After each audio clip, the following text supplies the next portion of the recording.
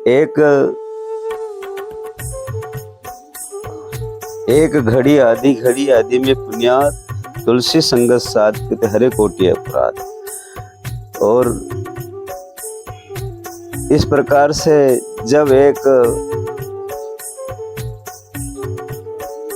हिमालय कुली था तो कहा है कि सुमिरन आदि घड़ी वर्षा वर्षे 50। इसी प्रकार से जब उसने कुली का बेटा था, हिमालय काम करता था और सत्संगी था, भगवान को साक्षात्कार कर लिया था, पर अपना जो धंधा था नित का वो करता था। करते करते जब समय ऐसा आया कि एक समय कुली का काम करता था, कोई भी आए तो उसको भगवान की कथा सुनाना, और या फिर वो सुने तो वो सुनाए तो वो सुने। अब एक दिन एक कंजूस सेठ आ गया। अब वो उसका सामान लेके माथे पे रख लिया और चला और बोला, सेठ जी मेरा एक नेम भगवान की कथा मैं सुनाऊं तो वो सुने, या फिर वो सुनाए तो हम सुने, मेरा काम है कि भाई तुम्हारा काम करना। तो सेठ का भाई मेरे को क्या करना भगवान से।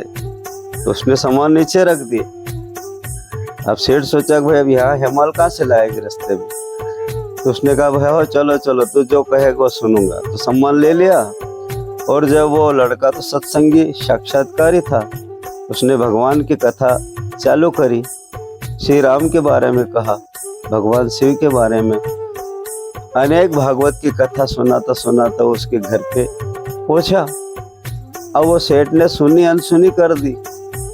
जब सामान रख दिया और कहा भाई तेरे हिमालय, तो सेठ साहब हिमालय जो देना चाहे वो मैंने कहा, कहानी तूने हमने सुनी, तो मैंने तो नहीं सुनी। अरे भाई तुमने बहुत बुरा किया। क्यों? जब वो तो सत्संगी था, उसने झट ध्यान लगा कर देखा कि सेठ के जीवन में क्या है। तो सेठ के कल मौत होने वाली।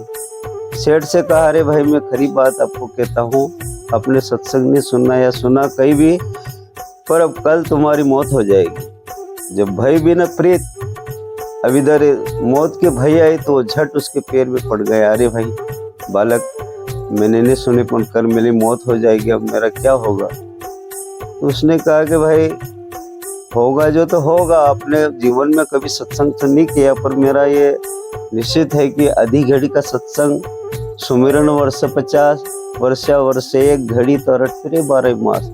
भैया आधी घड़ी सत्संग तेरे को मिला है, इसका एक ये है तब मौत आएगी तेरी और यम पकड़ के ले जाएंगे। तो यमराज के यहाँ जाए तो तेरे पूछेंगे भाई कि थोड़ा सा सत्संग तेरा है तो तेरा तू सुख भोगना चाहे तो भोग ले। तो तूने कहा कि भाई मेरे को कोई पुण्य का सुख भोगना है न पाप का सुख भोगना है, मेरे को तो बस ये सत्संग जो मिला उसका देखना है, इतनी बात कर देना।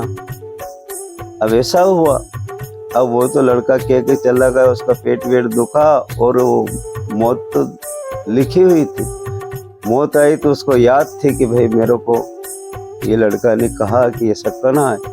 यमराज के द्वार में जब यमदूत पकड़ के लिए तो उसको बोला भाई तेरा जीवन में कोई भगवान का नाम तो नहीं लिया, पर एक लड़के के साथ में तेरी सत्संग की बात हुई, तो तेरा सत्संग है उसका पुण्य है, उसको तो भोग ले, फिर तो नरक में जाना है। तो उसने कहा कि भाई मेरे को तो कोई सत्संग का पुण्य भोगना है न पाप को देखना है, मैंने जो सत्संग की आधी घड़ी करी उसको देखना है कि उसका फल क्या है।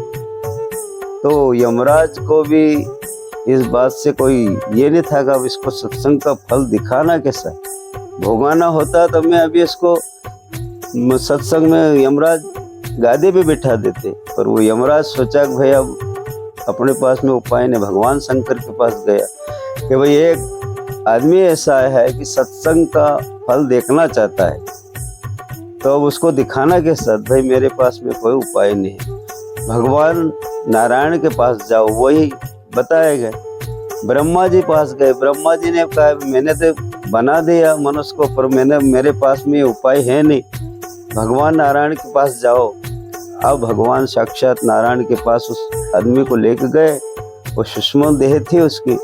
उसने कहा कि भाई एक आदमी ऐसा आया है अपने न्याय में कि वो सत्संग का फल देखना चाहता है। अगर वो सत्संग का फल भोगना चाहता तो उसको अपन भगवा देते। भगवान नारायण कह रहा है कि भाई देखो, जब वो साक्षात्कार आदमी भगवान शिव का, ब्रह्मा जी का और साक्षात मेरा दर्शन कर रहा है, तो इससे बड़ा सत्संग देखने वाला को सरगम उसको जगह दे दो। तो उसको याद आई कि भाई अपने जीवन में अपन सत्संग तो नहीं किया, पर एक सत्संगी के साथ में एक आधी घड़ी का सत्संग मिला था। भगवान की कथा सुनी या न सुनी, पर उसका फल देखने के लिए अपन को स्वर्ग मिल गया।